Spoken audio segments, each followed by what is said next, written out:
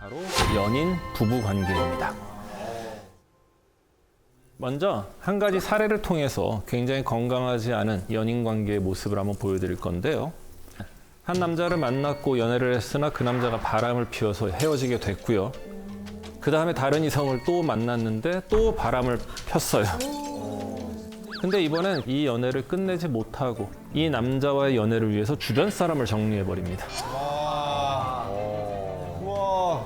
근데 이 남자가 한 번 피고 만 게 아니겠죠. 갑자기 이 남자가 너에 대한 죄책감 때문에 이 연애를 못하겠다라는 말도 안 되는 얘기를 하고 이별을 통보합니다. 근데 문제는 이 여성분이 어떤 고민을 하느냐? 다른 고민이 아니에요. 어떻게 하면 이 남자를 잡고 아직도 포기를 안 했어요? 불안형, 슈퍼 불안형. 어떻게 하면 둘 다 서로에 대한 안 좋은 기억을 잊고 다시 시작할 수 있을까요? 뭐 이런 반응이 딱 이러죠. 속상해. 너무 속상해. 네, 참 이게 안타까운 게 이런 분들이 의외로 꽤나 있다라는 겁니다. 이런 분들의 경우에 가장 흔한 케이스가 구원환상이라는 거죠. 구원환상. 레스큐 판타지라는 건데 쉽게 말하면 나마저 떠나면 어떡할까? 내가 이 사람을 어떻게 해줄 수 있는 건데. 지금까지 이 사람이 이런 이유는 이성을 잘못 만난 거지. 나를 만난다면 당신은 좋은 사람이 될 수 있어. 아이고 참. 이 구원 환상이 있으신 분들이 생각보다 되게 많아요. 사실 이렇게 지금 건강하지 못한 연인 관계의 사례 말씀을 드렸는데 건강한 연인 관계의 가장 기본이 되는 건 뭐냐면요. 언제든 헤어질 수 있다라는 마음을 갖는 거예요. 결혼 생활도 똑같습니다. 뭐 잘 살다가 아니다 싶으면 이혼하면 되지라는 생각을 가지고 있는 분들이 사실은 연인이나 부부간의 만족도도 올라가게 됩니다.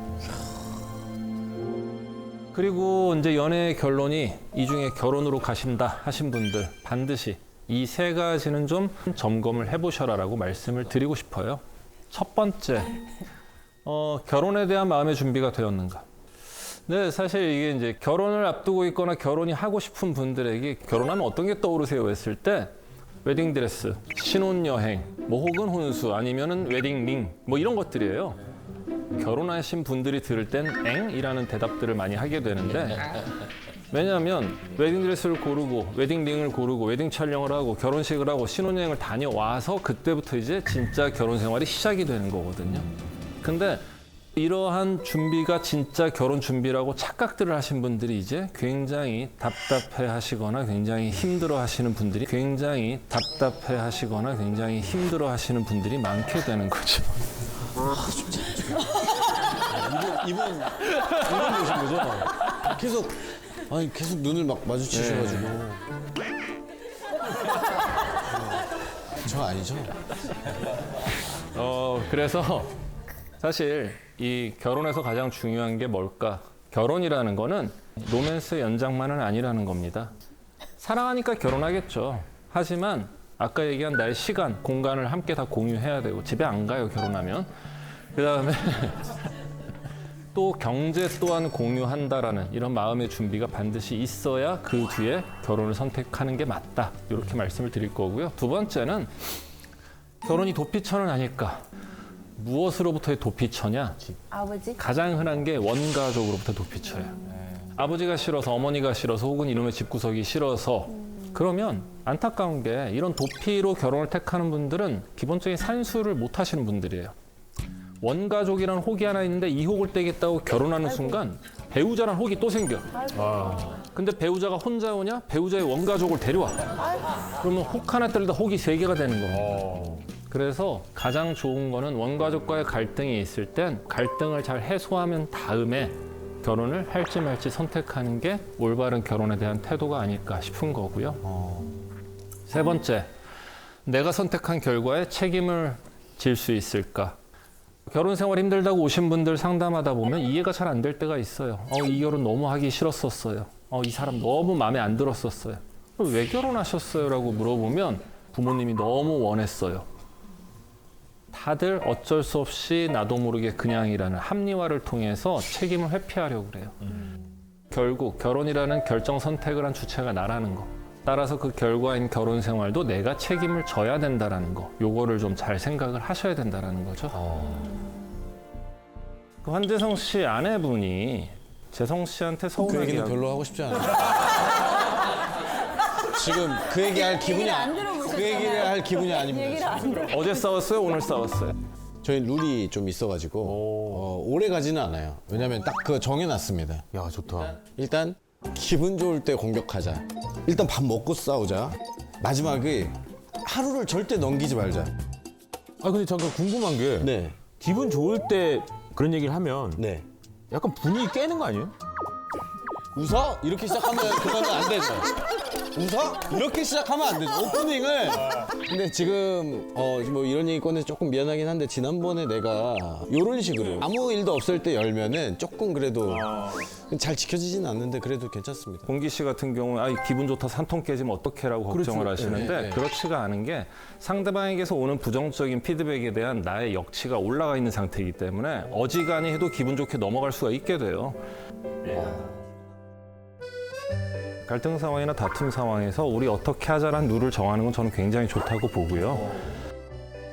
안 그래도 되게 재성 씨를 이제 팬으로 좋아하는데 참 현명한 분이에요. 너무 좋아하지. 아, 도파민 방금 2배. 도파민 양껏 나왔어요. 결혼하신 분들은 아실 텐데요. 내가 그렇게 심사숙고해서 선택했던 그 배우자와 현재 함께 살고 있는 이 배우자가 자꾸 다른 사람처럼 느껴지게 돼요. 고개를 너무 숙이시는 거 아니에요? 그런 집이 있었어. 네. 너무 웃기다. 있어. 세상에. 그럼 그 상대방이 진짜로 결혼하고 나서 변한 거냐? 아니라는 거죠. 현재 내 옆에 함께 있는 이 사람이 자꾸 다르다라고 느껴지는 이유 5가지 말씀을 드릴게요. 첫 번째는 보고 싶은 것만 본다라는 겁니다. 상대방은 나와 연애 기간 동안에 본인이 어떤 사람인지 말을 통해서 표정을 통해서 세상을 바라보는 가치관을 통해서 나는 이런 사람이야라는 어마어마한 힌트들을 던져줘요. 근데 안타깝게도 우리는 그 많은 단서들 중에서 내가 보고 싶은 것들만 골라서 보는데 심지어 그것도 내가 보고 싶은 대로만 본다라는 거죠. 그러다 보니까 내가 바라본 그 사람하고요. 내 주변 사람들이 바라본 그 사이에 차이가 생기는 경우가 종종 있어요. 근데 결혼해서 살다 보면 어떠냐? 대부분 내 주변 사람들 말이 맞다라는 거예요. 그들은 개인적 감정이 없다 보니까 나보다 냉철하게 판단할 수가 있다라는 거죠. 두 번째가 더 문제인데요. 두 번째는 보고도 못 본 척한다라는 거예요. 척한다. 분명히 뭘 봤어. 이거 아닌 것 같은데. 내가 별로 안 좋아하는 거야. 심지어 내가 싫어하는 거야. 근데 그걸 봤으면 조상신이 도왔구나 하고 빨리 도망가야 되는데 내 스스로 자꾸 그를 합리화시켜줘요. 근데 살다 보면 어떠냐? 실수인 줄 알았더니 습관이고 술 먹어서 그런 줄 알았더니 맨날 술 먹고 이 보고도 못 본 척한다라는 거 굉장히 위험한 겁니다. 저게 제일 문제지. 너무 많은 사람. 그리고 여기 하나 덧붙이자면 지금 나랑 연애 기간 동안은요 상대방이 나한테 최선을 다하는 기간이에요. 최선을 다하는데도 뭘 봤으면 얘가 긴장을 내려놓는 순간 어떨지를 생각을 해보세요. 그게 맥스구나. 세 번째, 이게 가장 큰 문제죠. 내가 상대를 바꿀 수 있다라고 착각하는 거죠. 맞아. 여러분 본인 습관 바꾸는 거 쉬우세요? 아니요? 요즘에는 뭐 남자도 하지만 젊은 여성분들 입에 달고 사는 거짓말도 있잖아요. 다이어트? 안 바뀝니다. 어쨌건 내가 나를 바꾸는 것도 쉽지가 않아요. 근데 내가 다른 사람을 바꿀 수 있다? 그 착각은 정신과적으로 봤을 때 망상에 가깝습니다. 못 바꿔. 망상이라고 여기서 들어보셨어요? 딱 그럼 얘기해 주세요. 못 바꾸죠? 네. 절대 못 바꿉니다. 망상이라는 거는 그릇된 믿음, 잘못된 믿음, 그럴 리가 없는데 나 혼자 100% 믿고 있는 정신병에서 나타나는 전형적인 정신병 오케이, 증상입니다. 다 알아먹었습니다. 오케이, 이제 우리 딱 바꾸지 마요. 안 된대. 안 된대, 아예. 가끔 그런 분 있어요. 무슨 소리냐. 내가 오랫동안 사랑과 애정을 가지고 잔소리를 했더니 내 배우자는 변했다.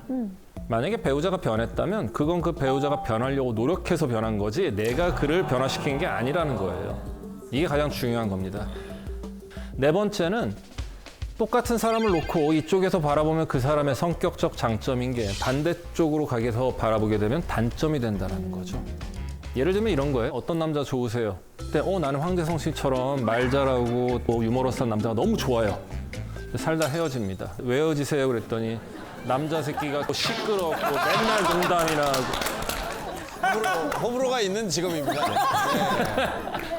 뭐 반대도 있죠. 어떤 남자 좋으세요 했을 때 저는 좀 조용하고 말수가 적고 우직한 남자가 좋아요. 그 경우 왜 헤어지겠어요? 답답하고 속 터지고 벽 보고 얘기하는 것 같고. 이 당사자들은 변한 게 하나도 없어요. 똑같은 사람이에요. 이 사람을 바라보는 나의 관점이 이쪽이었다 이쪽으로 변한 것뿐이란 말이에요. 지금 현재 결혼해서 배우자가 있으신 분들은 현재 딱 떠올렸을 때 내 배우자의 가장 꼴보기 싫은 그 모습이 사실은 처음에 내가 그 사람에게 끌렸던 모습일 가능성이 굉장히 크다라는 거예요. 와, 충격적이다. 그래서 우리가 이런 얘기를 합니다. 만나는 이유가 헤어지는 이유고 결혼하는 이유가 이혼하는 이유라고 하는 거예요. 그렇네요.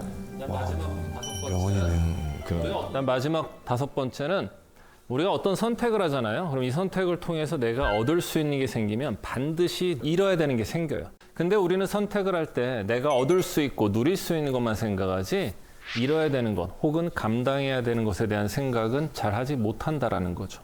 그리고 선택 이후에 희생해야 되는 게 생기는 순간 속았다라고 하는 거예요. 따라서 사실 저는 이제 저를 찾아오신 내담자분들 혹은 주변의 지인들한테 얻을 수 있는 것, 누릴 수 있는 걸 가지고 선택하지 말고 내가 이 선택을 통해서 어떤 걸 감당해야 될지를 생각해 본 후에 그걸 감당할 수 있는지를 가지고 선택을 하라는 얘기 항상 하게 됩니다. 언제 결혼하는 게 좋을까요? 라는 얘기들. 결혼의 정년기라는 게 언제냐? 나이가 아닙니다. 오롯이 혼자 잘 지낼 수 있어야 혼자 있어도 외롭지 않고 둘이 있어도 귀찮지 않다라는 말. 일단은 내가 나랑 잘 지내는 것부터 시작을 하셔야 된다는 거예요.